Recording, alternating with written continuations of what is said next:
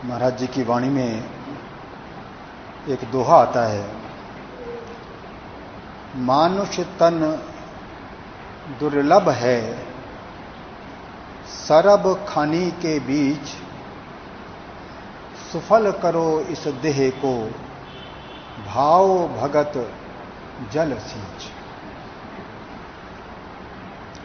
मानुष तन दुर्लभ है, सरब खानी के बीच। ये सरब खानी क्या है? 4 प्रकार की सृष्टि कही गई है, अर्थात संसार में जीवों की उत्पत्ति 4 प्रकार से होती है।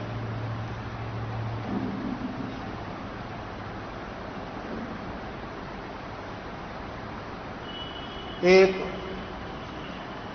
उद्भिज कहते हैं, जमीन से जो वनस्पतियां पैदा होती हैं इनमें भी जीवन है। तो एक वो सृष्टि है जो कि जमीन से उत्पन्न होती है। एक स्वेदज होती है, अर्थात नमी से उत्पन्न होने वाली। आप जानते हैं कि जब बरसात आती है, मानसून का सीजन होता है, तो हर जगह नमी उत्पन्न हो जाती है। इस नमी के कारण कितने हजारों तरह के जीव जंतु पैदा होते हैं, ये हम सब जानते हैं। तीसरी सृष्टि होती है अंडज, अर्थात अंडे से पैदा होने वाले जीव। और चौथी सृष्टि होती है जेरज, अर्थात गर्भ से उत्पन्न होने वाले जीव। इस प्रकार 4 प्रकार के जीव या 4 प्रकार की सृष्टि संसार में देखने को मिलती है। तो उसी के बारे में ये वाणी कह रही है, मानुष तन दुर्लभ है, सरब खानी के बीच। तो जिस प्रकार शास्त्र में 84 लाख योनियां बताई गई हैं, या यूं कह लें कि 84 लाख प्रकार के जीव जंतु इस संसार में होते हैं, उनमें सर्वश्रेष्ठ जो रचना है वो मनुष्य शरीर की। हम खुद भी इस बात को एक्सेप्ट करते हैं कि हां, इस सारी सृष्टि में मनुष्य सर्वश्रेष्ठ जीव है। क्यों? क्योंकि इसके अंदर विचार शक्ति है। ये बारीक से बारीक चीज समझ सकता है और बारीक से बारीक निर्णय ले सकता है। तो मनुष्य तन को दुर्लभ क्यों कहा गया? इसी वास्ते क्या कहा गया कि इस मानव देह के अंदर एक ऐसी शक्ति है जिसको चेतन शक्ति कहते हैं। चेतन का मतलब होता है चेतना। चेतना का मतलब होता है कॉन्शियसनेस, होश। मुझको पता है कि मेरे सामने जो वस्तु है मैं उसको जानता हूं, मेरे सामने जो व्यक्ति है मैं उसको जानता हूं। तो ये जो जानने वाली सत्ता है, इसी को ही चेतन शक्ति कहते हैं। तो मैं चूंकि जानता हूं, मैं चेतन शक्ति हूं। और यदि कहीं भी मैंने कुछ सुना है, मेरे अलावा भी कोई जानने वाली शक्ति है, तब हमारा एक ही जगह ध्यान जाता है कि हां, एक शक्ति है जिसको हम ईश्वर कहते हैं, वो भी जानते हैं। मैं तो केवल अपने बारे में भी सब कुछ नहीं जानता, लेकिन जब ईश्वर की कल्पना करता हूं, या जिनके अंदर ईश्वर का विश्वास है, उनके अंदर इस बात का भी विश्वास होता है कि ईश्वर सर्वज्ञाता है, वो सब कुछ जानता है, सबके हृदय की जानता है, सबके मन की जानता है। तो ये सर्वव्यापक जो चेतना है, इस सत्ता का नाम ही आत्मा है, इस सत्ता का नाम ही ब्रह्म है, इस सत्ता का नाम ही ईश्वर है। तो मैं जब जरा सा जानता हूं,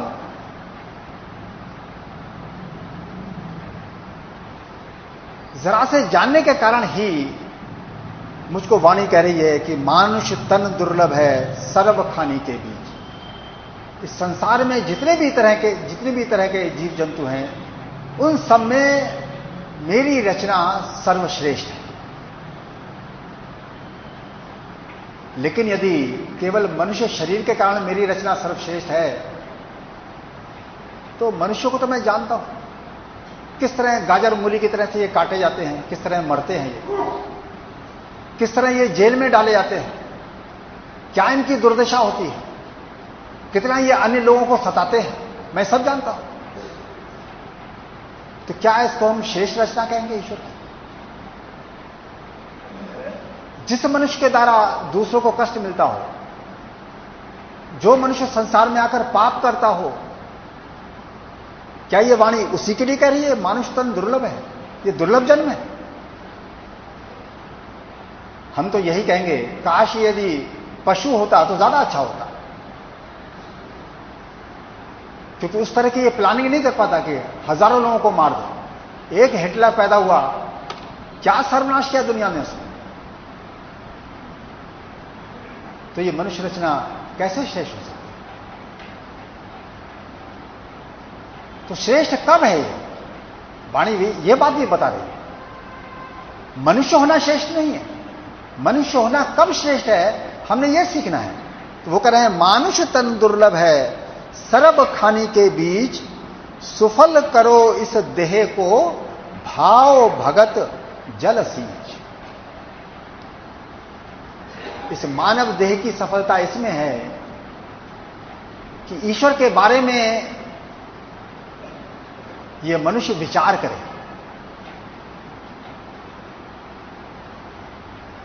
और जो ईश्वर इस देह के अंदर बैठा हुआ, या जिसकी इस देह के अंदर प्रेजेंस के कारण ये देह मुझको चलती फिरती नजर आ रही, कार्य करती नजर आ रही, इसके सारे ऑर्गन्स, सारा सिस्टम वर्क करता हुआ नजर आ रहा है, मुझको अच्छी तरह से मालूम है कि मेरे कारण मेरा दिल नहीं धड़क रहा, क्योंकि मैं तो लापरवाह होकर सो जाता हूं, लेकिन मेरे सारे ऑर्गन्स काम करते हैं और ठीक प्रकार काम करते हैं। और मेरे बारे में सत्य है, जब मैं बिल्कुल गहरी नींद में सो जाता हूं, जिसको सुषुप्ति कहते हैं, उस समय सारा सिस्टम मेरा चार्ज हो जाता है। ब्रेन जो थक चुका है वो भी रिचार्ज हो जाता है, और अगले दिन जब मेरी आंख खुलती है, मैं होश में आता हूं, तब बड़ा ही फ्रेश फील करता हूं। तो मेरी जो करनी है वो तो थकान पैदा करती है। ये कौन सी करनी है, किसकी करनी है, जो मेरे अंदर आनंद पैदा करती है, मेरे अंदर ताजगी पैदा करती है, मेरे अंदर फ्रेशनेस पैदा करती है। तो सत्पुरुष कहते हैं, वास्तव में तुझको जीवन देने वाला, तुझको ताजगी देने वाला, तुझको आनंद देने वाला तो ईश्वर है, और वो तेरी देह के अंदर उपस्थित है, लेकिन तुझको उसका होश नहीं है। क्यों? क्योंकि तूने संसारियों की नकल की है। संसारियों की नकल करके उसी प्रकार तूने सोचना सीख लिया है, उसी प्रकार तूने कर्म करना सीख लिया है, उसी प्रकार निर्णय करना सीख लिया। जो सबसे कीमती वस्तु तेरी देह के अंदर मौजूद है, उसके प्रति तेरे अंदर होश ही नहीं। हम सब जानते हैं कि पैसे की क्या कीमत है। पैसे से कपड़े पहनने को मिलते हैं, पैसे से खाना मिलता है, पैसे से हमारी एजुकेशन होती है, पैसे से हमको रहने को मिलता है। इसके अलावा भी कोई पैसे की कीमत है? लेकिन जिनको हम याद करते हैं, हजारों सालों तक याद करते हैं, वैदिक काल से आज तक कितने ऋषि हुए, कितने सत्पुरुष दुनिया की धरती पर हुए, लेकिन हम उनको भूलते नहीं। उनके शास्त्र भी, उनके वचन भी आज तक जीवित है। अब वेदवाणी कितनी प्राचीन है, गीता की वाणी कितनी प्राचीन है, उनको भी हम नहीं भूलते। क्यों नहीं भूलते? क्या पैसे के कारण उनकी कीमत है? आज भी गीता को हम श्रद्धा की दृष्टि से देखते हैं, आज भी वेद वाक्य को हम पूज्य दृष्टि से देखते हैं। हमारा दिल करता है उसकी रक्षा हो, वो कभी नष्ट ना हो। लेकिन इनकी कीमत हमारी दृष्टि में क्या पैसे के कारण है? जिनके मुखारबिंद से ये वाणी प्रकट हुई, जिन्होंने उसके अनुसार जीवन जिया। महाराज जी खुद कहा करते थे, प्रेमी, इन्होंने ऐसी कोई बात नहीं लिखी, कोई बात नहीं की जो इनके जीवन पर घटी ना हो या जीवन में उतरी ना हो। तो विचार करिए जरा, इस पूरी वाणी में या किसी भी सत्पुरुष की वाणी में पैसे की कहीं चर्चा होती है? हर सत्पुरुष एक ही बात कहता है कि जीवन ईश्वर के कारण चलता है, और हम भी एक ही बात कहते हैं, जीवन पैसे के कारण चलता है। तो सत्पुरुषों की क्या हालत होती है उनके आनंद की? हमारा दिल कभी करता ही नहीं कि उनको भूल जाए, और हमारी क्या हालत होती है? जीते जी हमारी संतान ही हमको भुला देती है। यदि उनको हम पैसे से खुश ना करें, उनके लिए पैसा कमा के ना छोड़ जाएं, तो जीते जी हमको भूलना चाहती है। यह हमारी हालत है। लेकिन फिर भी कभी होश नहीं आती, इस खुली आंख से, इस विचार की आंख से नहीं देखने की कोशिश करते कि इस संसार में यदि मनुष्य की कीमत है तो पैसे के कारण है या ईश्वर के कारण है। ईमानदारी से विचार करें तो इस धरती पर यदि कभी भी किसी भी काल में मनुष्य की कीमत हुई है तो वो ईश्वर के कारण हुई है, पैसे के कारण नहीं हुई। यदि पैसे के कारण कीमत होती तो हिटलर की ये दुर्दशा क्यों होती?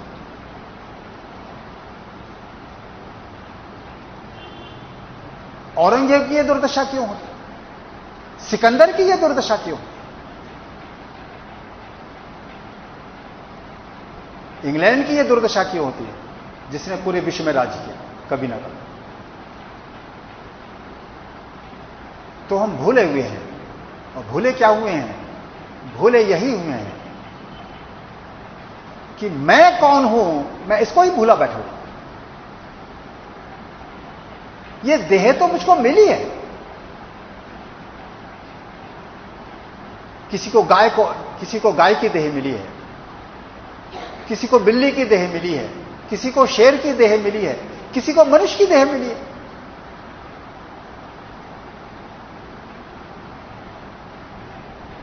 और देह किसी की भी हो, देह को कोई होश नहीं होता। देह कुछ नहीं जानती। मैं जानता हूं देह के बारे में।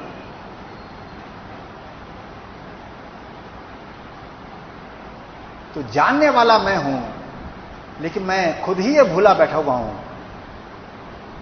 कि मैं कौन हूं। तो सत्पुरुष इन दो चीजों को अलग कर देते हैं। वो कहते हैं देह जड़ है।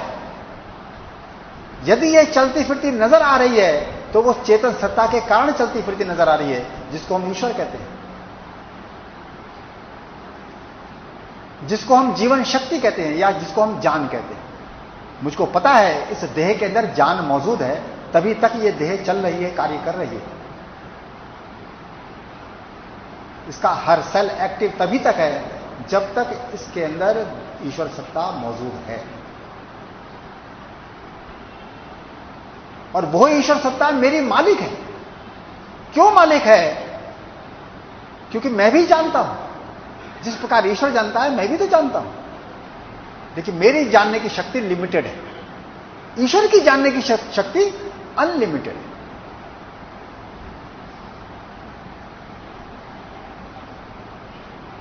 मैं ये भी जानता हूं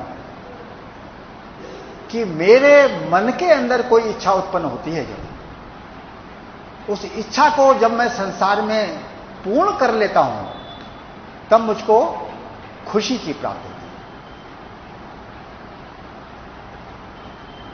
तो खुशी वस्तु में है या खुशी इच्छा पूर्ति में है, यहां मैं कंफ्यूज हो जाता हूं। इच्छा जब उठी थी तो मेरे अंदर बेचैनी पैदा हुई थी ना। उस बेचैनी से मुक्ति प्राप्त करने के लिए मैंने कर्म करने की कोशिश की थी, कर्म की प्लानिंग की थी। और उस कर्म को करने के लिए मैंने वस्तुओं का, व्यक्तियों का उपयोग किया। लेकिन जब वो इच्छा पूर्ण हुई तब मुझको सुख की प्राप्ति हुई या संतोष की प्राप्ति हुई, या यूं कहें कि मुझको बेचैनी से मुक्ति मिली, जिस बेचैनी की उत्पत्ति इच्छा उत्पन्न होने के साथ मेरे मन में हुई थी। तो मैं अपने ही मन की इच्छा के कारण बेचैन हुआ था। लेकिन यह भूल गया मैं, बेचैन हुआ कौन था? बेचैन मैं हुआ था, लेकिन फिर भी मैं भूला हुआ हूं कि बेचैन कौन हुआ था। मैं अपने आप को देह से जोड़ देता हूं कि मैं देह हूं, नाम मेरा ये है, रूप मेरा ये है। ये नाम और रूप बेचैन हुआ। ये मनुष्य के पतन की आखिरी स्टेज है, जिसकी बुद्धि यहां खड़ी हुई। अध्यात्म में तो यही कहा जाता है, मनुष्य के पतन की आखिरी स्टेज है जिसकी बुद्धि यहां खड़ी हुई।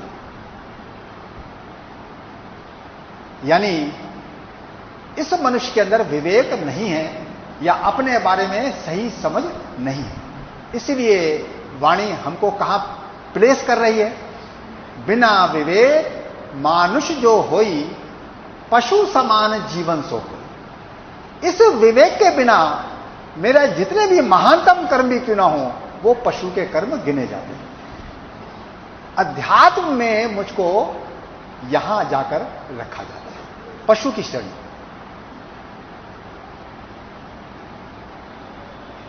तो वाणी जो ये बात कह रही है कि मानुष तन दुर्लभ है, सर्व खानी के बीच सुफल करो इस देह को, भाव भगत जल सींच।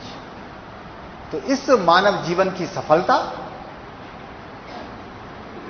केवल इसमें है कि जिस मनुष्य ने अंतर्यामी राम की, अंतर्यामी प्रभु की, अंतर्यामी ईश्वर की उपासना की, उसके बारे में गहरा मनन किया, उसके बारे में विचार किया, उसके बारे में सीखा उसने, इसी को वाणी ये भाव करके कह रही है। और जब मैं ईश्वर के बारे में समझ रखता हूं, ईश्वर के बारे में, ईश्वर विज्ञान के बारे में मुझको पता होता है, उसकी समझ होती है, उसकी नॉलेज होती है, तब मैं संसार में सुख की तलाश नहीं करता, अंतर्यामी प्रभु में सुख की तलाश करता हूं। क्योंकि ये वो सुख है जो किसी भी सांसारिक एक्टिविटी से प्राप्त होने वाला नहीं है। ये ऐसा सुख है कि जो केवल इस शरीर को शांत करके, जो मन मैं संसार में लगाया हुआ हूं, उस मन को अंतर्यामी करतार में लगा के मुझको उस परम सुख की प्राप्ति हो जाती है। जिस गुरु पर मैंने विश्वास किया है, जिस ऋषि पर मैंने विश्वास किया है, जिस अवतार पर मैंने विश्वास किया है, उसके जीवन को यदि देखोगे आप, तो आपको यही मिलेगा। राम की बड़ी बात करते हैं, लेकिन राम के गुरु कौन थे? वशिष्ठ थे ना। तो वशिष्ठ ने राम को क्या सिखाया था? अंदर जाने का रास्ता सिखाया था। राम को संसार में कुछ भी पसंद नहीं था। वो 16 वर्ष की आयु में ही संन्यास लेने की बात किया करते थे, लेकिन वशिष्ठ ने उसको सिखाया कि ईश्वर तो अंदर है, तुम संन्यास लेकर क्या करोगे? जो वस्तु अंदर है उसके लिए संन्यास लेने की क्या जरूरत है? एक ही जरूरत है कि मन को संसार से हटाओ, अर्थात संसार की आसक्ति जो मन में बैठी हुई है, उस आसक्ति को निकालो और ईश्वर के प्रति भक्ति भाव, प्रेम भाव पैदा करो, उसकी जरूरत महसूस करो। लेकिन राम कोई अज्ञानी नहीं थे। पूर्व जन्म में उन्होंने साधना की थी, ईश्वर की भक्ति की थी, इसीलिए बड़ी ही एडवांस स्थिति में उनका जन्म हुआ और ईश्वर का बोध, ईश्वर का विज्ञान उनके अंदर बिल्कुल स्पष्ट था। और जो कमी थी वो महर्षि वशिष्ठ ने उनकी पूर्ण कर दी। और आगे का जीवन आप देखिए कि पूरा का पूरा जीवन उनका अपने लिए नहीं था, निष्काम कर्म जीवन था। निष्काम कर्म का मतलब है कामना पूर्ति के लिए वो जिए ही नहीं, कामना निवृत्ति के लिए वो जिए। तो मनुष्य जन्म जब हमारा होता है, हम स्वभाव लेकर पैदा होते हैं, कामना लेकर पैदा होते हैं, और दुनिया के बीच में जब पलते हैं तो उस कामना को हम और मल्टीप्लाई करते हैं, अपनी मुसीबत को और बढ़ाते हैं, पैसा कमा के, सांसारिक एजुकेशन लेकर और सांसारिक वासनाएं बढ़ाकर, संसार को फैलाकर हम अपना पतन करते हैं।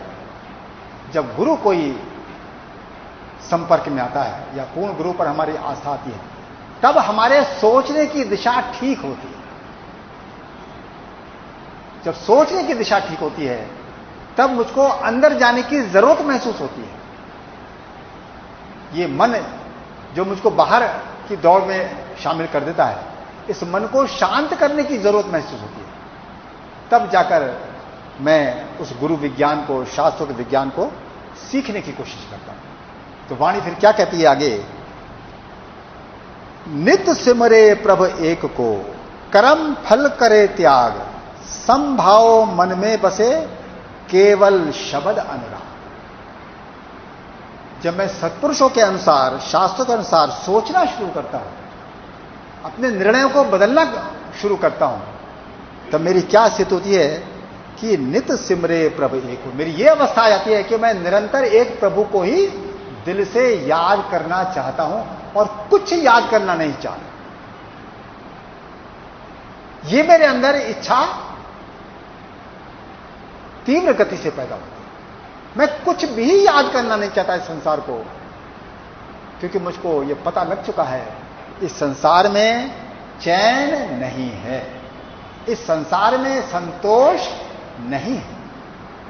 सब कुछ करके भी मैंने बेचैनी लेकर ही संसार से विदा होना है, निराशा लेकर ही संसार से विदा होना है। इसीलिए ये जो सांसारिक जीवन है, जिसको हम सफलता की दृष्टि से देखते हैं, ये पूरी तरह से विफल जीवन है, मनुष्य के जीवन का कंप्लीट फेलियर है। तो जीवन की सफलता कहां है? नित सिमरे प्रभु एक को, कर्म फल करे त्याग। जिसके अंदर जब ये बुद्धि पैदा हो जाती है कि निरंतर ईश्वर का सिमरण करने में ही जीवन की सफलता है, तो फिर ये वाणी इसको क्या सिखा रही है? कर्म फल करे त्याग। जिसने ईश्वर को जानना है, ईश्वर का होकर जीना है, अंतर्यामी ईश्वर का आनंद जिसने अनुभव करना है, उसके लिए फिर ये शास्त्र क्या कर रहे हैं? कर्म फल करे त्याग। कर्म क्यों करते हैं हम सब जानते हैं, वासना पूर्ति के लिए। चाहे वो परिवार पालन के रूप में हो, चाहे वो लोगों की सेवा के रूप में हो, चाहे अपनी कामना पूर्ति के रूप में हो। कर्म हम करते हैं अपनी वासना पूर्ति के लिए, इच्छा पूर्ति के लिए। और इच्छा पूर्ति के लिए जो कर्म होता है, उसका जो परिणाम है वो द्वंद्व रूप होता है। सुख रूप होता है, दुख रूप होता है, सफलता के रूप में होता है, विफलता के रूप में होता है। इसीलिए आप संसार में कितने भी कैसे भी कर्म क्यों ना कर लीजिए, आपकी मानसिक बेचैनी निरंतर बनी रहती है, क्योंकि हर कर्म का फल द्वंद्व रूप है। जिस प्रकार दिन के साथ रात है, गर्मी के साथ सर्दी है, सूखे के साथ बरसात है, यह द्वंद्व रूप सृष्टि है। इसी प्रकार हमारा हर कर्म का फल द्वंद्व रूप है। आज सफलता मिल भी गई तो कल वो विफलता में बदलनी है। आज सुख प्राप्त हो भी गया, कल को वो दुख में बदलना है।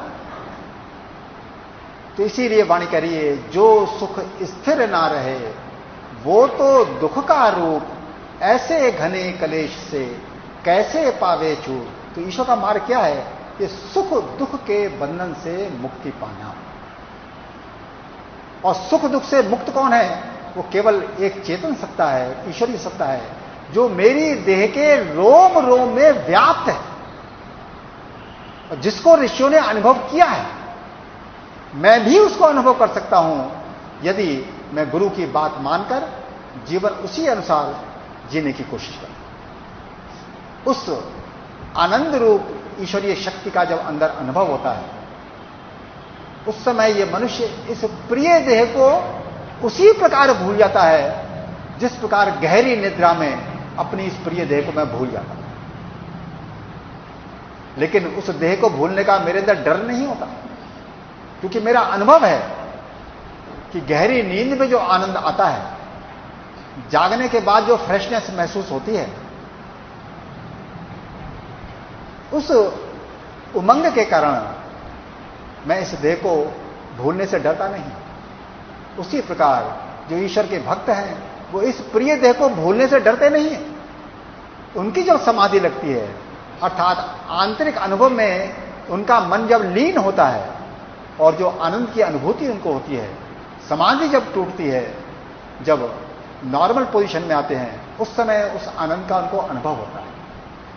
केवल उस आनंद का ही अनुभव नहीं होता, उनका निश्चय ये बिल्कुल पक्का हो जाता है, सारी सृष्टि को चलाने वाली वो शक्ति ईश्वर शक्ति ही है, मनुष्य का तो कोई रोल ही नहीं है इसके।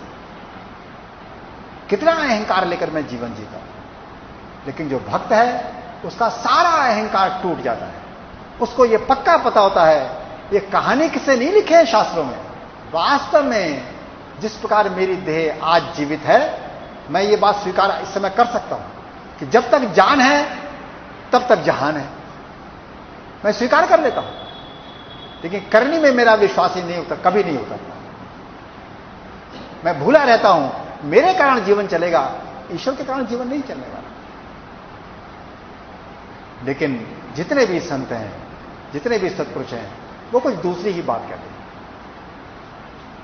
वो कहते हैं जैसा जिसका प्रारब्ध है उसके अनुसार अंतर्यामी प्रभु उसकी जीवन रक्षा भी कर रहे हैं, उसके संसार की रक्षा भी कर रहे हैं, उसका जो चारों तरफ का वातावरण है उसका निर्माण भी वो कर रहे हैं मेरे प्रारब्ध के अनुसार।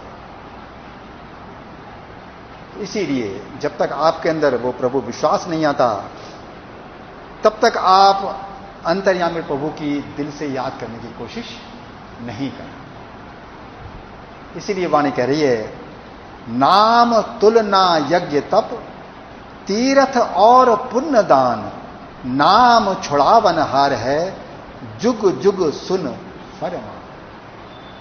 युगों युगों से सत्पुरुषों का यही फरमान है, यही मार्गदर्शन है कि अंतर्यामी प्रभु की याद करना नाम के द्वारा, अर्थात मंत्र के द्वारा। ये मेथड है अंतर्यामी प्रभु तक पहुंचने का, ये मेथड है प्रभु का संग करने का। तो जो नाम है वो खाली नाम नहीं है, वो प्रभु का अवतार है। नहीं तो छांदोग्य उपनिषद में ये बात क्यों लिखी होती कि नाम ब्रह्मेति उपासते, नाम को ब्रह्म जानकर उपासना करनी चाहिए। देखिए वैदिक काल से ये विज्ञान चला है, तो ईश्वर नाम रूप में मुझको उपलब्ध है। और अंतर्यामी प्रभु जानते हैं कि मैंने जो नाम प्रकट किया है, मैंने जो मंत्र प्रकट किया है, मैंने जो मंत्र रूप में अवतार लिया है, यदि ये जीव मेरी बात पर विश्वास करके मेरी याद करता है और अंदर आना चाहता है, मुझसे भेंट करना चाहता है, तो सारा रास्ता, सारा मार्गदर्शन अंतर्यामी प्रभु करते हैं। चाहे हम उनको गुरु कह लें, चाहे हम उनको ईश्वर कर लें, इससे कोई अंतर नहीं। इसीलिए फिर याद रखें कि नाम तुलना यज्ञ तप तीर्थ और पुण्य दान, जितनी भी बाहरी क्रिया हैं नाम के बराबर ये कोई भी नहीं। इनमें फंसने के बजाय केवल हाईएस्ट चीज अपनाओ, अंतर्यामी प्रभु की याद करो कि नाम छुड़ावन हार है जुग जुग सुन फरमान। सारे बंधन से, सारे दुखों से, सारे मानसिक क्लेश से ये नाम ही आपको मुक्त कर देगा।